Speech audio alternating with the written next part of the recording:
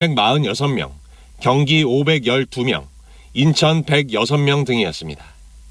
위중증 환자는 15명 줄어 327명, 사망자는 20명 늘어 누적 사망자는 2,745명입니다. 신규 백신 1차 접종자는 6만 2천여 명으로 누적 4,071만여 명, 인구 대비 1차 접종률은 79.3%입니다.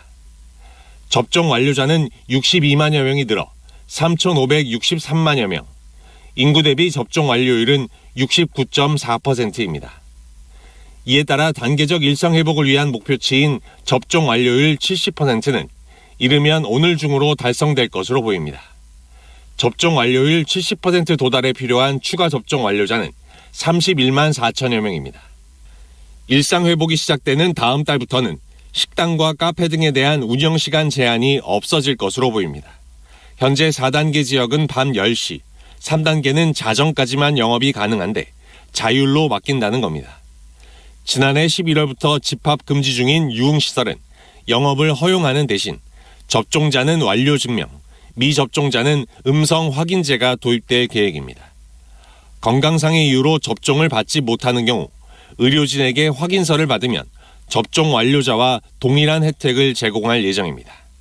아울러 각급 학교는 등교 확대를 추진하고 대학도 대면 수업을 늘리기로 했습니다. 정부는 공청회와 전문가 토론회 등 여론 수렴 과정을 거쳐 단계적 일상회복 이행 계획을 다음 주 금요일 발표할 계획입니다. KBS 뉴스 유동엽입니다. 정부가 유류세 인하 방침을 공식화한 가운데 국내 휘발유 가격이 2014년 이후 최고 수준을 기록했습니다. 오늘 한국석유공사 유가정보서비스 오피넷에 따르면 10월 셋째 주 전국 평균 주유소 휘발유 판매 가격은 지난주보다 45.2원 오른 리터당 1,732.4원으로 집계됐습니다.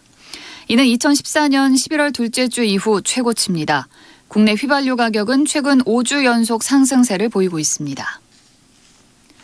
양념으로 추정되는 물질을 맨발로 밟아 만드는 장면을 담은 중국 영상을 두고 최근 국내에서 논란이 불거진 것과 관련해 식품의약품안전처는 해당 물질이 국내에선 식품으로 수입되지 않는다고 설명했습니다.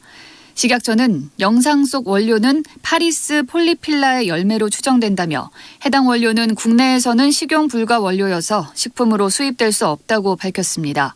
식약처는 중국에서도 열매를 발로 밟아 껍질을 제거하고 그 씨앗을 종자로 사용하는 것으로 알려져 있다고 덧붙였습니다.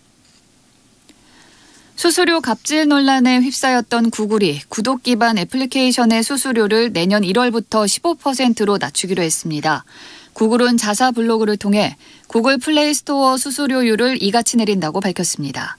종전에는 구독 기반 앱은 첫 해 매출의 30%를 그 이후는 15%를 수수료로 구글 플레이 측에 내야 했습니다. 그러나 이번 조치로 첫 해부터 구독 기반 앱 수수료율이 일률적으로 15%가 됩니다. 오늘 오전 서울 금천구의 한 건물 지하 공사 현장에서 가스가 누출돼 작업자 2명이 숨지고 여러 명이 다쳤습니다. 소방청은 오늘 오전 9시쯤 서울 금천구 가산동의 한 건물 지하 3층에서 보일러 시설과 소방시설 등에 대한 보온 작업 중 소화용 가스가 누출돼 2명이 숨졌다고 밝혔습니다. 사고 당시 공사 현장에는 작업자가 52명 있었으며 이 가운데 3명에 대해서는 심폐소생술 중인 것으로 파악됐습니다. 한국을 포함한 경제협력개발기구 회원국 다수가 석탄 화력발전소 신규 사업의 공적 수출 신용 지원을 중단하기로 했습니다. OECD는 현지 시간 22일에 배포한 성명에서 제26차 유엔 기후변화 협약 당사국 총회를 앞두고 기후변화를 해결하는 차원에서 이러한 합의에 이르렀다고 밝혔습니다. 이번 합의는 한국을 비롯해 미국, 캐나다, 호주, 뉴질랜드, 일본, 영국과 유럽연합, 노르웨이 등이 참여했습니다. 프란치스코 교황이 이달 말 로마에서 개최될 주요 20개국 정상회의가 세계적 불균형을 인식하고 시정하는 계기가 돼야 한다고 강조했습니다. 교황은 현지 시간 22일 아르헨티나 통신사 텔람과의 인터뷰에서 팬데믹을 더 잘 극복하기 위해 꼭 필요하다며 이같이 강조했습니다. 교황은 특히 이번 팬데믹 사태로 드러난 보건 분야의 불균형을 예로 들면서 국제사회가 그 대응 방안을 고민해야 한다고 짚었습니다. 오늘은 전국 대부분 지방이 대체로 맑겠지만 동해안과 제주도에는 가끔 구름이 많이 끼겠습니다. 낮 최고 기온은 서울 18도 등 전국이 16도에서 21도로 어제보다 조금 높겠습니다. 당분간 아침 기온은 내륙을 중심으로 5도 안팎이 되겠고 일교차도 15도까지 크게 벌어지겠습니다. 바다의 물결은 동해 남부 앞바다와 먼바다, 남해 동부 먼바다에서 2에서 4m로 높게 일겠습니다. 영남 해안에는 높은 너울이 밀려오는 곳이 있겠습니다. KBS 1라디오 정오 종합뉴스를 마칩니다. 아나운서 이각경이었습니다. KBS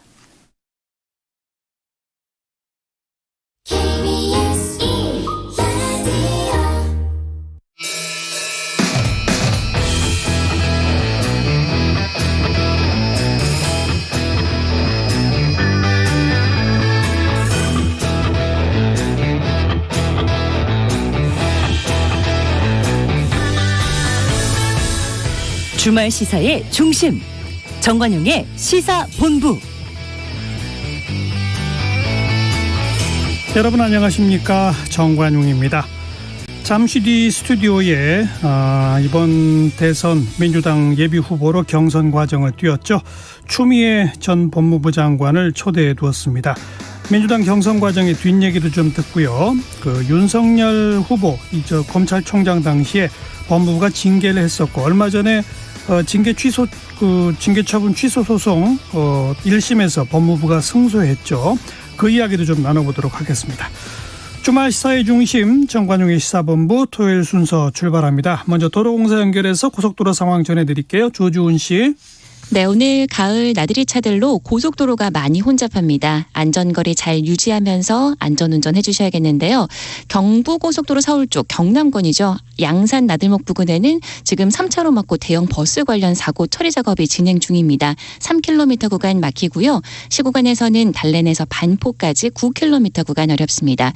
부산 방향은 62km 구간이나 정체입니다. 경기권에서는 특히 동탄 분기점과 남사 지나기가 가장 어려운데 여기보다 입장 휴게소를 시작으로 천안 휴게소까지가 무려 28km 구간이나 정체고요. 서해안선은 목포 방향으로 비봉에서 화성 휴게소, 서평택 분기점과 서해대교 사이로 속도가 떨어집니다.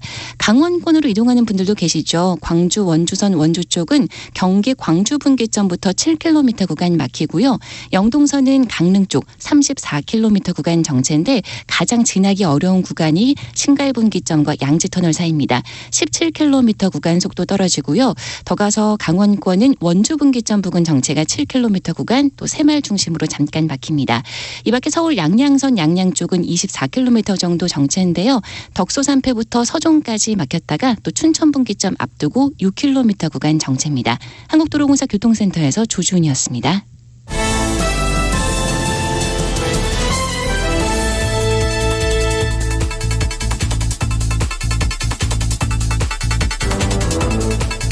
한 주간의 주요 뉴스를 정리합니다.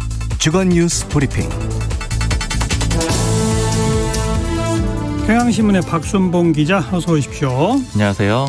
먼저 오늘 아침에 서울 금천구에서 가스 누출 사고가 있었어요? 네, 오늘 오전 8시 50분쯤에 금천구 가산동의 한 신축 공사 현장 지하 3층에서 벌어진 사고고요.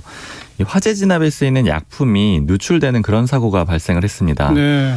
현장에는 52명이 있었던 걸로 경찰하고 소방당국이 파악을 한 상태고요. 이 중에 11명의 사상자가 나왔는데요. 4명이 처음 발견됐을 때 중증이었어요. 의식을 잃어가지고 바로 구급대원이 병원으로 옮겼고요. 예. 그리고 나머지 7명은 경상, 또 나머지 41명은 수수로 대피를 한 상태입니다. 근데 이 4명이 의식을 잃은 상태로 이송이 됐는데 2명은 사망을 한 상태입니다. 아이고. 나머지 2명도 지금 중증이라서 조금 더 지켜봐야 되는 그런 상황이고요. 예. 이 작업 장소에서 소방시설 이 보온 작업을 하는 중에 사고가 발생한 걸로 그렇게 지금 경찰은 보고 있고요. 또 추가적으로 더 구조해야 될 작업자가 있는지 혹은 또 사고 원인은 무엇인지 이런 것들은 조사하고 있는 상황입니다. 네, 사망자까지 나왔다니까 참 안타깝네요. 자, 이제 정치 소식으로 국민의힘의 윤석열 후보 이번 주 내내 전두환 전 대통령 관련 발언 또 사과 무슨 사진 참 논란이 네, 계속 이어지는데 있었습니다. 네. 쭉 정리해 봅시다. 먼저 발언 내용이 뭐였죠? 네, 지난 화요일에 부산 해운대을 지역에서 당원들하고 만나서 얘기하는 과정에 나온 말인데요. 일단 이것은 발언을 좀 그대로 전해드릴게요. 예. 윤석열 전 총장 발언입니다. 우리가 전두환 대통령이 군사 쿠데타와 5.18 광주 민주화 운동만 빼면 잘못한 부분이 그런 부분이 있지만 그야말로 정치를 잘했다고 얘기하는 분들이 많다. 그거는 호남 분들도 그런 얘기를 한다. 왜 그러냐면 전문가에게 정치를 맡긴 것이다. 군에 있으면서 조직 관리를 해봤기 때문에 뭐 이런 것들이 가능했다. 이렇게 얘기를 했고요. 예. 그리고 또 경제는 돌아가신 김재익에게 맡겼다. 전 경제수석이거든요. 당시에요. 또 그랬기 때문에 그 당시에 삼저 현상이 있었다고 하지만 잘 돌아간 것이다. 이렇게 얘기를 했습니다. 네. 윤석열 전 총장이 이런 얘기를 한 거는 이제 지금 비판을 좀 받고 있는 것 중에 하나가 검사로만 26년을 지내왔는데 뭐 정치나 경제 이런 분야를 좀 잘할 수 있겠느냐 이런 지적들이 있거든요. 그렇죠. 여기에 대해서 좀 해명을 하면서 각 분야 전문가한테 맡기고 대신 전체적으로 대통령은 시스템만 관리를 하면 된다. 이런 취지로 얘기를 하던 중에 그런 사례를 예. 인용을 한 것이고요. 내가 대통령이 되면 전문가한테 다 맡기겠다. 뭐 이런. 맞습니다. 예. 그런데 이런 얘기가 나오니까 여야 모두 총공세를 펼쳤고요. 뭐 더불어민주당이나 정의당은 물론이고 국민의힘 내 대선 주자들도 아주 강한 비판을 했거든요. 네. 뭐 대표적으로 홍준표 의원은 망발에 가깝다 이런 표현을 쓰기도 했고 원희룡 전 제주지사도 사과하라고 얘기를 했습니다. 원희룡 전 제주지사는 예전에 전두환 전 대통령 찾아갔다가 그거에 대해서 사과를 했었던 그런 일도 있었고요. 그렇죠. 이렇게 논란이 되니까 윤석열 전 총장한테 다시 기자들이 다음 일정에서 물어봤거든요. 예. 근데 여기에서도 굽히지는 않았어요. 또 뭐라고 얘기를 했느냐면 전두환 집권 7년간 그분이 잘못한 것은 많다. 그러나 다 잘못한 건 아니지 않느냐. 권한의 위임이라는 측면에서 배울 점도 있다. 그런 얘기는 또 호남 분들 중에 하는 분들도 있다. 이렇게 얘기를 했습니다. 네. 그리고 특히 이렇게 논란이 된 것은 앞에 뒤에 다 떼고 이 얘기를 하면서 자신을 비판을 하는 것이다. 이렇게 주장을 하기도 했고요. 물러서지 않았네요. 네. 하지만 결국은 사과를 했죠. 네, 발언이 나왔던 게 화요일이었는데 이 논란이 이어졌지만 수요일에도 사과를 하진 않았거든요. 그런데 결국 목요일에 유감을 표명을 했습니다. 예. 목요일에 청년 공약을 발표하기 위해서 국회에 왔었는데 이 자리에서 유감 표명을 했는데요. 유감은 사과 전 단계죠. 그렇죠. 설명과 비유가 부적절했다는 많은 분들의 지적과 비판을 겸허히 수용하고 유감을 표한다. 이렇게 얘기를 합니다. 이제 그러면서 자신이 50 정권을 옹호하거나 찬양한 것은 결코 아니다. 즉 전두환 정권을 옹호한 것은 아니다. 이렇게 얘기를 했습니다. 예. 근데 말씀하신 대로 유감이라고 표현을 했기 때문에 사과 전 단계라고 볼 수가 있고 특히 이게 완전히 물러선 것은 아니다. 이런 평가들이 많이 있었는데 왜냐하면 이후에 기자들이 다시 한번 또 질문을 하니까 이렇게 얘기를 하거든요. 아무리 내가 할 만한 말이라고 생각을 했더라도 받아들이는 국민이 적절하지 않다고 생각을 하면 비판을 수용하는 게 맞다는 것이다. 이렇게 얘기를 해요. 그러니까 결국 자신의 말은 할 만한 말이었다. 그렇죠. 취지 자체는 정당했다. 이런 식으로 얘기를 하고 있는 겁니다. 예. 그런데 결국 그래도 논란이 줄지 않고 오히려 더 커지니까 오후에는 페이스북에다가 글을 썼는데 누구보다 전두환 정권의 고통을 당하신 분들께 송구하다. 요거 이제 송구하다는 아무래도 사과라고 볼 수가 있겠죠. 유감에서 송구하다로. 네, 그래서 한 단계 더 물러난 그런 발언을 내놓기도 했습니다. 예. 그런데 그 후에 인스타그램 사진이 또 더 큰 논란을 지금 불러일으키고 있어요. 네. 사과를 하면서 좀 일단락이 되는가 했는데 말씀하신 대로 이게 사진 중심으로 올리는 SNS거든요. 인스타그램이. 게시물이 논란이 된 건데요. 사과를 했던 그제 밤이 21일이었는데요. 그때 이 토리스타그램이라는 걸 윤석열 전 총장 이 부인인 김건희 씨하고 캠프에서 같이 운영을 하고 있어요. 토리가 그 반려견 이름이라면서요? 맞습니다. 예. 이 토리의 시점에서 여러 가지 게시물을 올리는 그런 그 인스타그램인데요. 여기에 이제 사람이 연녹색 사과를 이 토리에게 내미는 그 사진을 올리고 여기에다가 토리는 아빠 닮아서 인도 사과를 좋아해요. 이렇게 설명을 달아놨습니다. 예. 그리고 윤석열 전 총장 어린 시절에 뭐 인도 사과를 뭐 관련된 어떤 일화도 담긴 그런 내용도 하나 올리기도 했고요. 돌잡이 사진? 그거 말고 아버지가 뭐 사과 네, 걸어놨다는. 아버지가 어릴 때부터 인도 사과를 한 개씩 사다 주셨는데 뭐 그거를 좋아했다 뭐 그런 내용입니다. 예. 근데 결국 요 내용이 아무래도 사과를 한 거에 대해서 이제 반려견에게 사과를 주는 모습 때문에 이게 좀 조롱을 한 것이 아니냐 이런 식의 비판들이 이제 일각에서 나오기 시작을 한 거고요. 하필 그 송구하다는 발언을 하고 몇 시간 뒤에 그 사진이 나왔으니 맞습니다. 뭐 떼어서 생각하기가 어렵죠. 그렇죠. 좀 사과의 진정성이 없는 것이 아니냐 이런 공격도 많았고요. 또 거친 표현들도 많았는데 결국에는 이런 공격이 나오다 보니까 토리스타그램은 게시물을 다 삭제를 했어요. 사실상 폐쇄를 하게 됐고요. 예. 그리고 캠프에서 공식 입장문을 내놨는데 실무자가 가볍게 생각을 해가지고 사진을 올렸다가 바로 잘못을 인정하고 내렸다. 또 사과드린다. 이런 입장문을 내놨습니다. 계속 사과네요, 이제. 그런데 이후에도 이 인스타그램 사진을 가지고 캠프 관계자들의 발언이 좀 논란이 되기도 했는데요. 네. 일단 캠프의 종합지원본부장이 권성동 국민의힘 의원인데 이 라디오에 출연을 해가지고 이렇게 얘기를 합니다. 공식 입장은 페이스북하고 기자회견에서 내놓은 유감 표명이고 즉 사과를 한 것이고 예. 그 인스타그램은 좀 약간의 재미를 위한 것이라서 너무 심각하게 생각할 필요는 없다 이런 취지로 얘기를 해요. 그런데 이게 논란이 너무 커지다 보니까 나중에 권성동 의원이 다시 입장문을 내서 새벽에 이뤄진 일이라 그러니까 아침에 라디오에 출연을 하다 보니까 사실관계를 정확하게 파악하지는 못했다 이렇게 예. 다시 한번 사과를 합니다. 그래서 권성동 의원도 또 사과한 거죠. 그렇죠. 그리고 예. 또 사진 촬영 장소에 대해서도 좀 캠프 관계자하고 윤석열 전 총장 본인의 말이 달라서 논란이 벌어지기도 했는데요. 네. 이제 어제 토론회가 있었는데 윤석열 전 총장은 이 사과를 준 사람은 캠프 직원이고 그 손이 좀 찍혀 있거든요. 그리고 반려견을 사무실로 데리고 간 것은 이제 부인 김건희 씨다.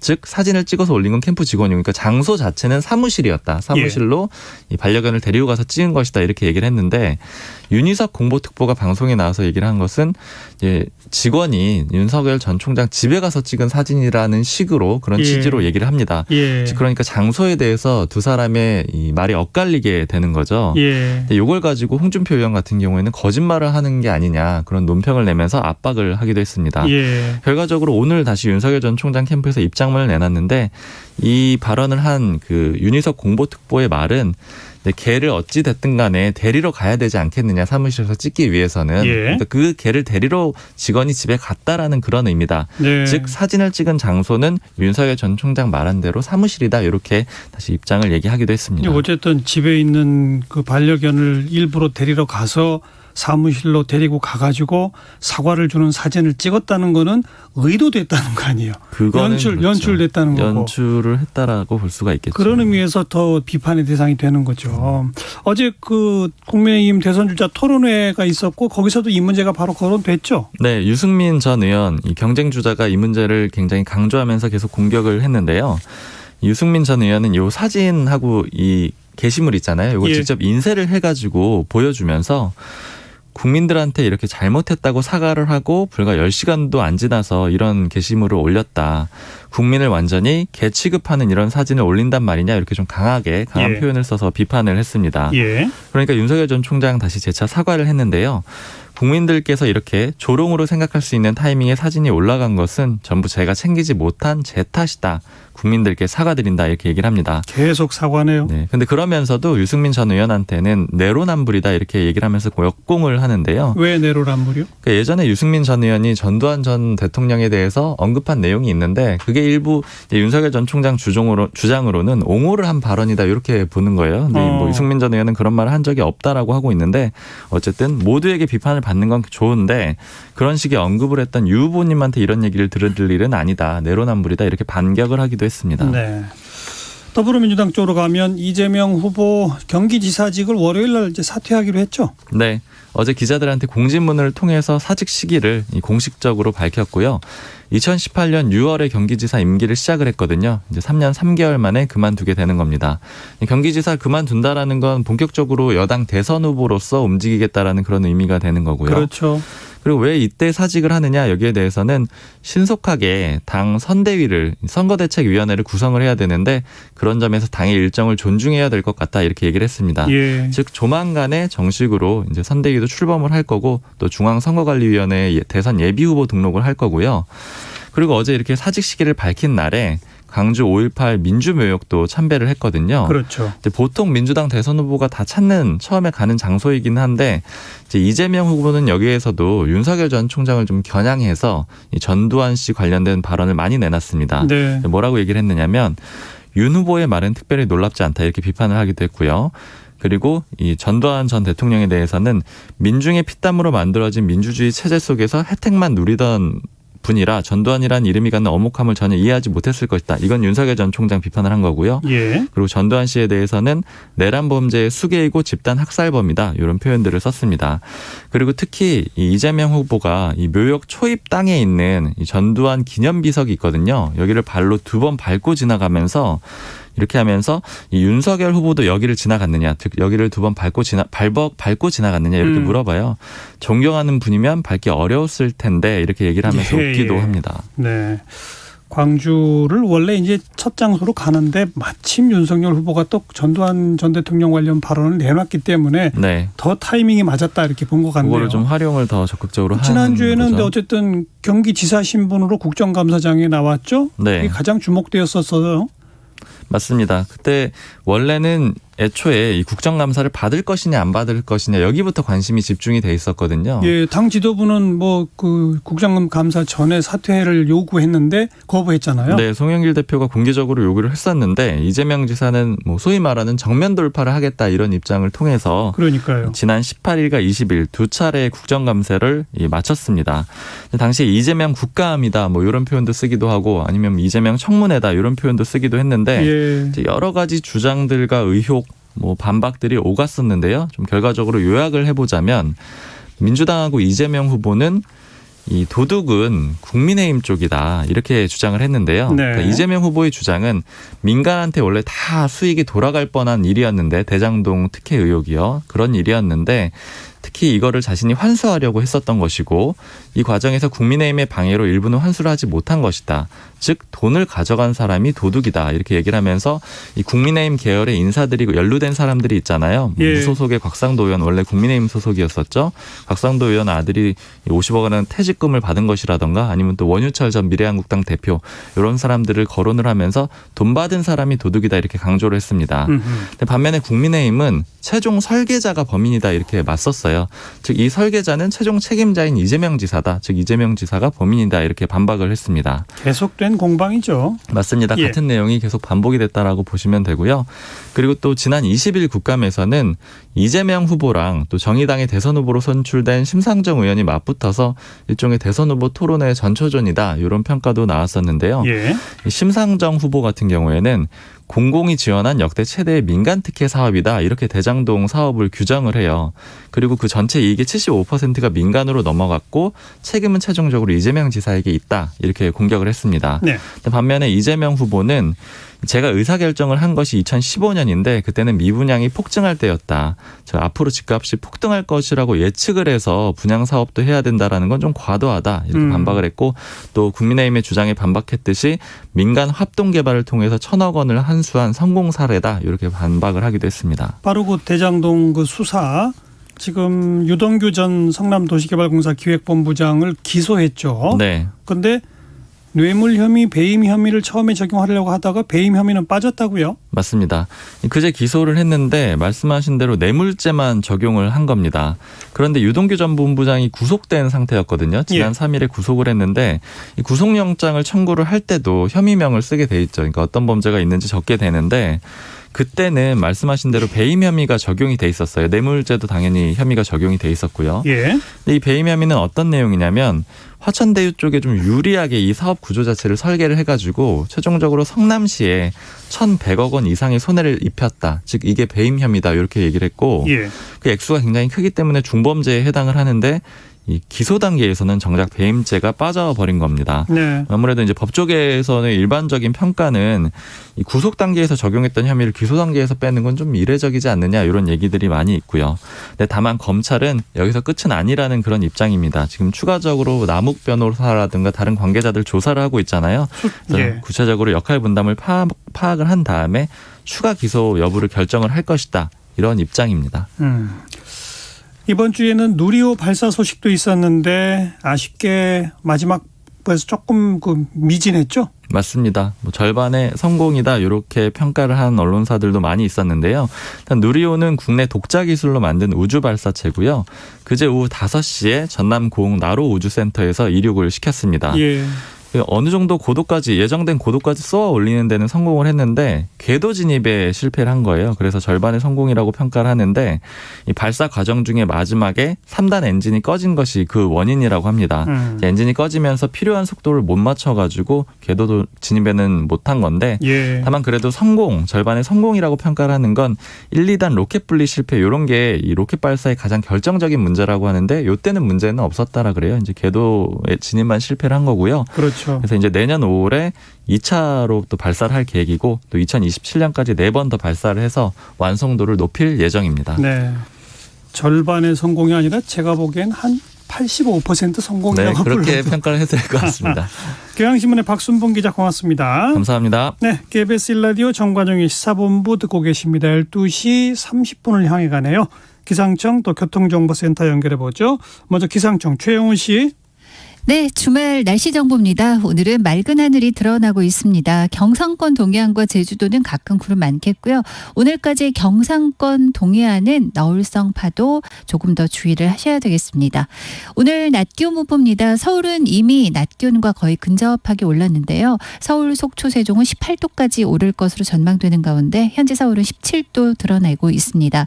광주, 대구, 제주도 오늘은 20도까지 오르면서 앞자리수가 좀 변하겠고요. 오늘 낮 기온은 대부분 어제와 비슷하거나 약간 올라서 평년과 비슷하거나 1, 2도 정도 낮은 수준까지 오르겠습니다. 일교차는 당분간 계속 크겠고요. 아침에는 그래도 이번 한 주간보다는 조금씩 기온이 오르겠지만 다소 춥거나 쌀쌀한 느낌 당분간 감돌겠습니다. 계속 아침에는 따뜻하게 옷차림을 해주시는 게 좋겠습니다. 내일은 밤부터 모레 새벽 사이에 제주 중심으로 비나 빗방울 예보 있고요. 다른 지역은 당분간 큰 비 소식 없겠습니다. 미세먼지 농도도 오늘은 좋음에서 보통 사이입니다. 지금 서울 기온 17.1도입니다. KBS 날씨 정보였습니다. 계속해서 이 시각 교통 상황 KBS 교통정보센터의 이현 씨가 정리해드립니다. 네, 오늘은 날씨까지 좋아서 더 많은 차량이 나와 있는데요. 서울시내 금천구 가산동 신축 공사 현장에서는 오늘 오전 시간 가스 누출 사고가 있었고요. 지금도 처리 작업으로 가산로 9길 일부 구간이 양방면으로 전면 통제되고 있으니까 운행에 참고를 하시기 바랍니다. 주변 도로가 많이 혼잡하다는 소식입니다. 고속도로 지방 방향 최대 정체 시간은 지났습니다. 하지만 아직 긴 구간 어려운 곳들은 많은데요. 강원도 쪽으로 가는 길입니다. 서울 양양고속도로 덕소 3패에서 서종까지 길게 밀리고 있고 동산 요금소에서 춘천 분기점 쪽으로도 긴 구간이 어렵습니다. 영동고속도로 강릉 쪽으로 가신다면 총 30km가 넘게 막히고 있는데요. 특히 신갈에서 양지 터널까지 정체 길게 이어지고 있고요. 원주 부근 지나기 많이 어렵습니다. 충청 이남으로 내려가는 차량들도 많은데 경부고속도로 부산 쪽으로 경기권보다는 충청 지역 정체가 지금은 더 길게 이어지고 있고요. 입장에서 천안 휴게소까지 정체 28km 구간에서 이어지고 있습니다. KBS 교통정보센터였습니다.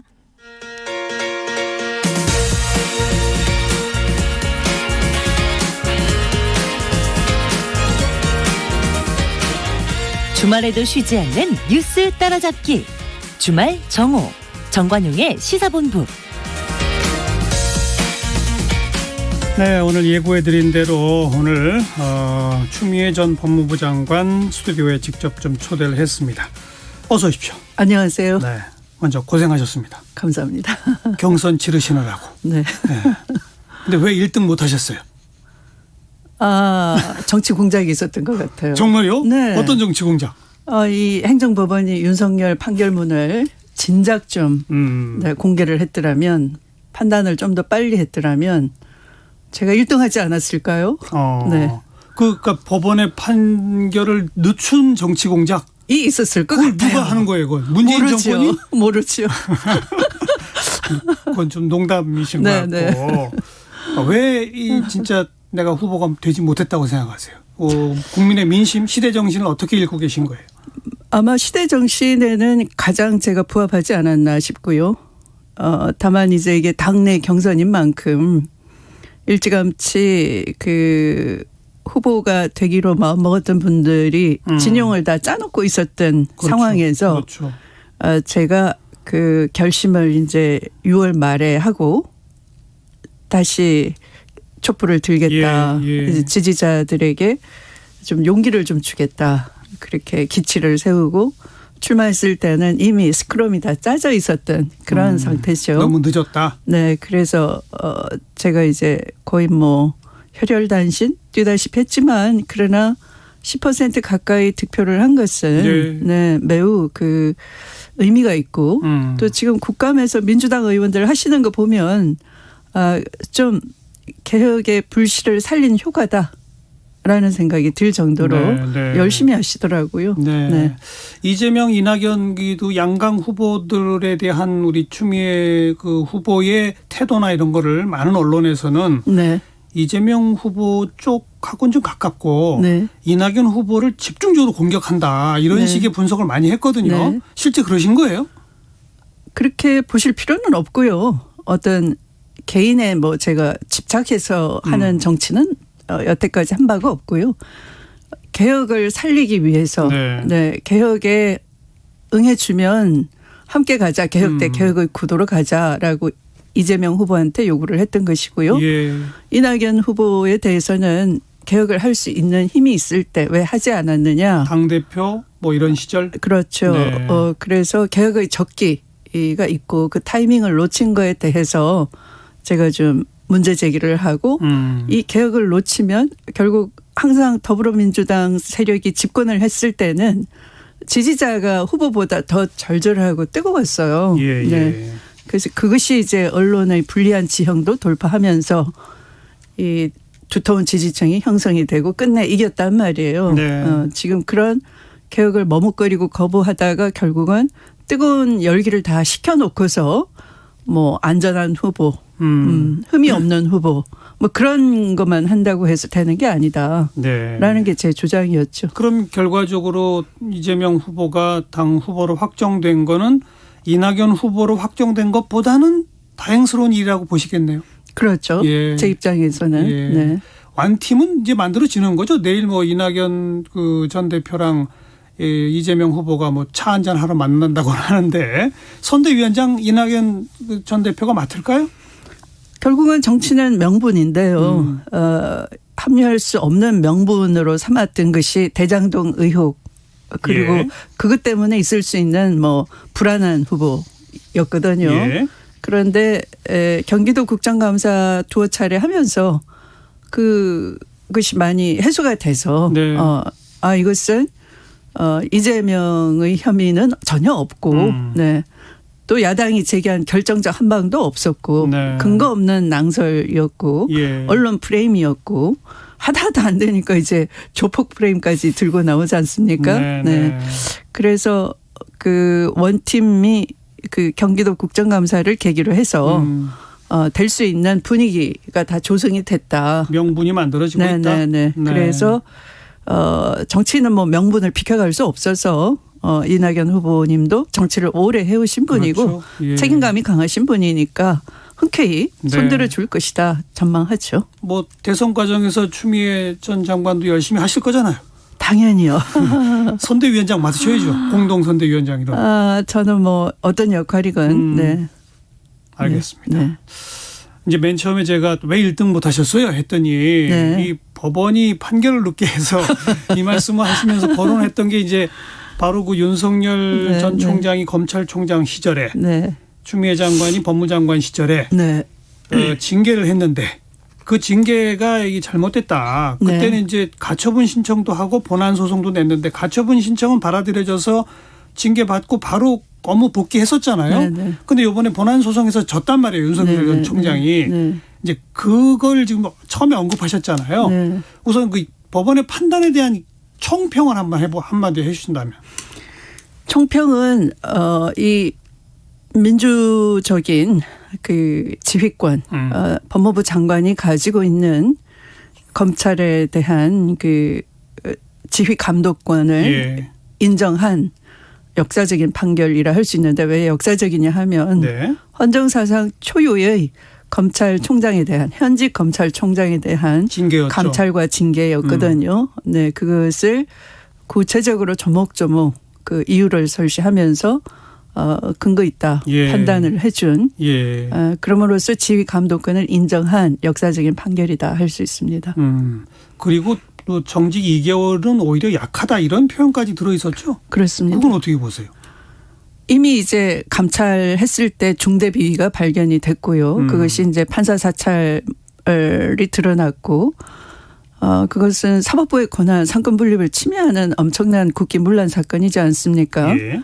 그리고 검찰총장으로서 측근히 관련된 사건에 대해서 스스로 한동훈 검사장. 네, 스스로 수사 지휘를 안 하겠다 하고서도 계속 수사에 개입하고 수사 방해를 했거든요. 네, 네. 그것을 재판부가 받아들인 거예요. 그러면서 이 검찰 사무에 대한 적법성, 공정성을 심대하게 침해했으니 이것은 면직 이상이다라고 한 거예요. 그런데 징계위가 이걸 그 정직 2개월로 예. 했었으나 그 징계 의결서를 보면 예. 징계 결정문에 보면 징계 결정문에도 사유마다 판단을 하면서 그 두 가지 행위에 대해서는 판사 사찰 그리고 검찰의 수사방해. 수사방해, 감찰방해. 네. 이것에 대해서는 해임에 해당한다. 중하다. 그러나 이제 결론에 있어서는 당시에 정무적 고려를 해서 가장 경한형을 주장했던 분이 있었어요. 징계위원 중에. 예. 안타깝게도 검사 징계법에는 가장 경한 쪽에 따라가게 돼 있어요. 그런 법이 또 있어요? 이 다수결을 구성하면서 다수 의견이 통일되지 않을 때는 그중 이 피징계자한테 유리한 의견을 취하라 이렇게 돼 있어서 그 정직 2개월을 주장했던 그 각각의 여러 의견이 있었어요. 해임하자는 의견도 물론 그 위원들 중에 있었죠. 네, 그러나 가장 경한 의견을 제시한 정직 2개월로 결론이 낙착이 돼버린 거죠. 그래서 저도 대단히 안타깝게 생각하면서 나중에 들어보니 그 정직 2개월 주장했던 분 역시 대단히 잘못됐어요. 그 당시에 정무적 고려를 주장을 했다는 거예요. 무슨 정무적 고려를 주장했습니까? 제가 물어보니까 국민 화합 차원에서 첫 번째. 비법률적인 용어죠. 그 징계위원이 누군지는 공개하실 수는 없고요. 네, 두 번째는 다가오는 재보궐선거에서 영향을 줄 수 있기 때문에 그냥 선거까지 고려했대요. 네. 그래서 아니 징계위는 법리 판단을 하는 것이 책무인데 그런 정치적 고려는 그 결정을 하는 대통령이 고려를 할 수 있는 것이지. 징계위가 할 일은 아니었다. 네. 징계위가 왜 그것까지 고려했느냐라고 제가 좀 아주 그때 느낌이 그랬죠. 그런데 이제 물론 1심 판단이긴 합니다만 사법부가 윤석열 전 총장이 총장 시절에 위법한 일을 했다라고 하는 거는 이제 땅땅땅 판결을 내린 거 아닙니까? 그러면 그런 위법한 행동을 했던 전직 검찰총장 신분으로 대선 후보로 지금 뛰고 있는 상황은 어떻게 받아들여야 합니까? 있을 수가 없죠. 우선 검찰총장으로서 부적격한 사람을 법원은 검찰총장으로서 검찰 사무에 대해서 부적합하다라고 했잖아요. 해임에 상당할 정도로 면직 이상으로. 그런데 그런 분이 어떻게 되겠다. 대통령 헌법을 수호하는 대통령이 되겠습니까? 사실은 헌법 수호를 못했다고 해서 그 대통령을 파면시키는 근거를 수사한 수사팀장이었어요. 그랬었죠. 그랬었죠. 네. 그래서 내로남불의 전형인 거죠. 네. 윤석열 후보 측에서는 가처분 신청이 받아들여졌던 그 재판부가 똑같은 사안을 가지고 본안 소송을 담당했는데 중간에 인사교체를 해서 이거는 이제 김명수 대법원장이 일부러 이런 식의 판결이 나도록 했던 거 아니냐라며 항소하겠다고 했거든요. 그런 주장은 어떻게 생각하세요? 그건 법률가로서 대단히 억지 주장인 것이요. 사실은 윤 총장이 수사했던 정경심 재판부도 판사 이동이 있었고요. 그러면 그 판사 이동은 다 있는 거다. 그리고 우선 임시처분과 본안 판단은 매우 다릅니다. 재판 진행이 임시처분은 우선 그 법익 침해 회복할 수 없는 법익 침해 관점에서 어떤 법익을 가장 중요하게 봤냐 하면 임기 보장된 취지. 검찰총장에 대해서 임기를 보장한 취지를 어떤 이유를 들이대더라도 그걸 우선하겠다라는 입장에 서 있어서 여러 가지 주장을 해도 안 들여다봤어요. 그런 주장들은 본안 가서 다투세요. 알겠습니다. 가처분은 원래 그런 거죠. 그리고 그런데 그 본안에서 이제 판결이 난 건데 구체적인 증거를 가지고 정밀하게 심사를 해서 판단이 된 거기 때문에 더 정밀한 증거에 의한 재판을 엉터리다 할 수는 없는 거죠. 뭐 조금 이제 이 전체 과정을 되돌아보면서 뭐 정치권 일각에서는 오늘날의 윤석열을 정치인의 야권의 유력 대선 주자 후보군의 반열까지 올린 1등 공신은 추미애 전 장관이다 이야기할 만큼 소위 검찰총장 법무장관 시절에 갈등이 심하지 않았었습니까? 근데 그 일들을 하나하나 이렇게 겪으시면서 본인 장관 시절에 말이죠. 저 사람 검찰총장으로서 직분이 아니라 자기 정치를 앞으로 하려고 하나 보다 이런 느낌을 혹시 받으셨어요? 여러 차례 받았죠. 왜냐하면 지금 이 행정법원의 1심 판단은 이 정치적 중립 부분에 대해서는 받아들이진 않았어요. 그러니까 국회에서 작년 국정감사장에서 그 정치할 의향을 물었을 때 뭐 배제하지 않는다 이렇게 얘기를 한 것만 가지고 정치 중립에 대한 국민 신뢰를 훼손했다고 볼 수 없다 이런 판단을 내렸지만 그것은 고 징계 청구 사유에 국한해서 변론에 드러난 징계 청구 시점까지 잘라서 본 것이고요. 그 후에 여러 가지 사정은 판단 대상에서 제외한 거예요. 그런데 그 후에 여러 가지 사정을 보면 스스로 뭐 법사의 말을 들어서 검찰총장을 그만뒀다라고 하면서 검찰총장 그만둔 이유가 때로는 뭐 원전에 대한 정부 정책이 잘못돼서 또 때로는 수사청 설립을 하려고 하는 이 검찰에 대한 이 개혁 방안이 잘못돼서 뭐 이런 식으로 이 법치와 상식이 파괴됐다 이렇게 얘기하면서 이 정치 출마의 변을 밝혔지 않습니까? 근데 그 말이 다 틀릴 뿐만 아니라 사실은 청부고발 사건이 최근에 드러났잖아요. 고발 사주. 근데 그것이 다 지난해의 총선거 국회의원 선거 지지난해의 국회의원 총선거 있기 전이었잖아요. 를 앞두고 벌어진 일인데 이 일련의 사건들에다가 라임 사건 또 신라젠 사건 유시민 이사장 비위를 풀어라 라임 사건은 강기정 정무수석 등 청와대나 또는 고위 관료 여권 인사를 풀어라 이런 것들이 있단 말이에요. 그리고 울산시장 사건 또 그리고 월성 원전 수사 이런 것들이 다 일련의 사건들을 훑어보면 본인의 정치적 발판 마련을 위한 행보다라는 게 없으면 잘 설명이 안 되는. 그럼 사실 추미애 전 장관께서 장관하기도 훨씬 전부터 그런 기획을 했다라고 봐야 되겠네요. 그렇게 판단하시는 거예요? 그런 의사가 그 내부 측근들 팀에 있었다. 함께. 그런 집단적인 옹립 의사가 있었다라고 보는 거죠. 근데 이제 참 아이러니한 게 사실 윤석열 전 총장은 문재인 정권 탄생 과정에서 또 1등 공신 아니었습니까? 사실 최순실 비리 수사팀을 맡으면서 뭐 어찌 보면 그 이전부터 현 정부의 탄생 또 현 정부와 코드가 맞는 그런 수사를 쭉쭉 진행해 왔던 분 아니에요. 또 어찌 보면 그것 때문에 중앙지검장으로 발탁되고 검찰총장으로 또 문재인 대통령이 발탁해서 임명한 거 아닙니까? 근데 자기를 그렇게 중앙지검장 검찰총장으로까지 만들어진 그 정권을 향해 야당 쪽 정치를 하려고 마음먹었다? 언제부터? 야당 쪽 정치가 아니고요. 그냥 자기 정치? 정치 군인이 무슨 야당 쪽 여당 쪽 없듯이 정치 검찰이 검찰 권력을 발판으로 해서 드디어 정치 권력까지 넘보게 된 상황까지 이런 것이죠. 어느 쪽에 편이다는 게 아니라 오히려 기성 정치를 굉장히 무능하고 우습게 보는 경향이 있는 거죠. 지금도 TV 토론에서 그러지 않습니까?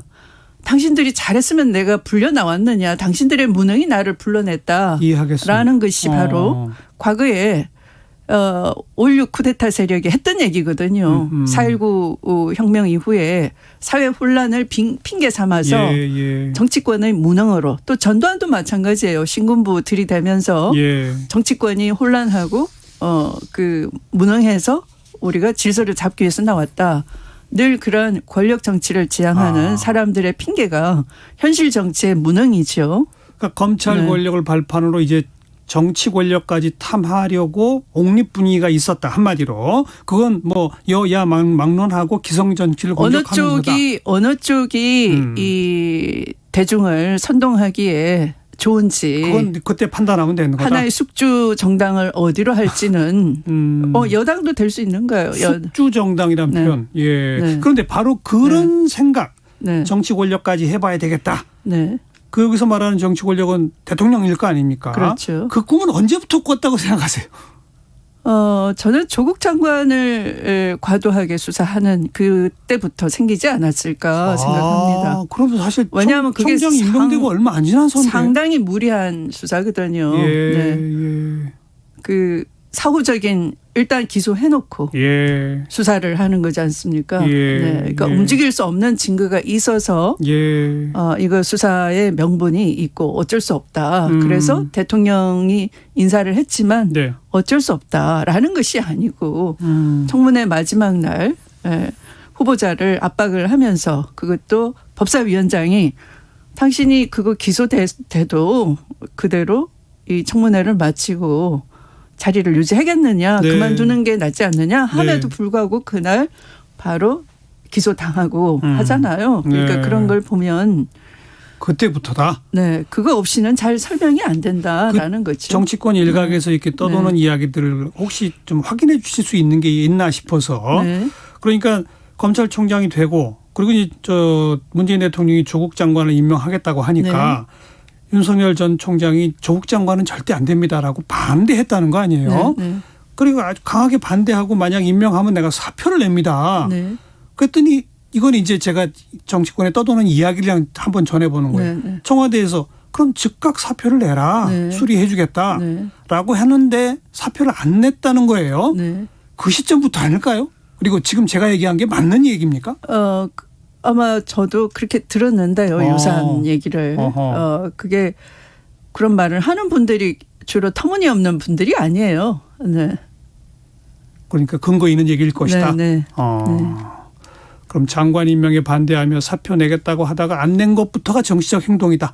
그때부터는 이미 이 정권이랑은 각을 세우면서 내 정치를 하겠다라고 마음먹었다. 아니 꼭 이 정권을 각을 세운다. 라는 것이 아니고. 글쎄, 그건 좀 아까 설명하셨는데. 이 정권 아래에도 자기랑 소통되는 사람이 있다는 거잖아요. 며칠 전 TV 토론에서도. 그러니까 이 정부 사람에서도, 외곽에 있는 사람이든 누구든 뭐 대통령하고 친하다고 호가호위하는 사람일 수도 있고요. 또 자기를 총장으로 추천한 사람일 수도 있는 거고요. 그런데, 어떤 중간에 소개하는 분이 잘 모셔라 이분은 당신이 뭐가 되려면 꼭 필요한 사람이다. 이른바 약간 정치 컨설턴트 뭐 이런 역할을 해줄 수 있다는 식으로 결국 그 검찰총장 현직 검사일 때인데 이 정치 컨설턴트를 만나고 그게 필요하다는 건 아주 대단한 꿈을 꾸지 않으면 그럴 필요가 없는 거잖아요. 오히려 정치 중립을 유지해야 되는 현직 검사 입장에서는 알겠습니다. 나를 건드리지 마세요. 저는 제 직업에 전념할 뿐입니다라고 해야 맞는 것이지. 근데 오히려 그때부터 정치 꿈이다. 그렇죠. 알겠습니다. 정치 외곽에 호가호위하는 사람들을 만났고 기자도 만났고 그런 말이 퍼졌고. 국민의힘의 후보가 될까요? 안 돼야 마땅하죠. 그 당도 제가 마치 그 잘 농사 지은 밭을 멧돼지가 산에서 내려와서 다 헤집어 놓는 것처럼 쑥대밭을 만들 것입니다. 라고 어느 방송 토론에서 말씀드린 적이 있어요. 인터뷰 시에. 좀 그게 좀 그렇게 되지 않을까 싶어요. 계속 껴안고 가시면. 국민의힘. 당 전체가 쑥대밭이 될 것이다. 보십시오. 그 전두환을 칭송하는 발언 때문에 사과하라고 했더니 반려견 뭐까지 왔어요. 반려견에 사과를 주는 사진을 또 올려서 그것도 예. 또 사과하고 예. 그 다음에 젊은 대표는 이 나이든 후보를 향해서 철이 없다라고 그러게요. 말을 해야 되고요. 네. 상대적으로 홍준표 후보는 그 괜찮습니까? 상대적이라고 말씀하셨기 때문에 상대적으로야 뭐 낫지 않겠습니까? 네. 그러니까 국민의힘 당이 제대로 가기 위해서라도 네. 윤석열 후보는 후보가 안 되는 것이 맞다. 그럼 결국은 이제 이재명 대 홍준표 구도로 가게 되면 이재명 후보가 이깁니까? 아니 저는 당연히 이기는데요. 아. 네. 그러니까 뭐 제가 제 입장에서 우리 당은 유불리를 지금 얘기하는 게 아니고요. 예. 어떤 것이 국민을 위해서 바람직하냐. 그런 검찰총장으로서 불법 정말 탄핵되고 구속돼서 수사받아야 될 입장인 거죠. 국회가 탄핵을 하지 않았고요. 그러니까 탄핵을 하면 파면이고요. 네. 임명권자가 하면 해임이고요. 임명권자가 해임을 하지 않으시고 장관의 지휘 감독권 아래 맡겨놨기 때문에 예. 저야 법대로 한 것이지만 예. 법원에서는 그것이 결론이 났지 않습니까? 파면 이상이다. 알겠습니다. 네. 예. 그러니까 네. 윤석열 후보만큼은 안 된다. 그렇죠. 네. 오늘 여기까지 말씀드릴게요. 나와주셔서 고맙습니다. 네, 감사합니다. 네.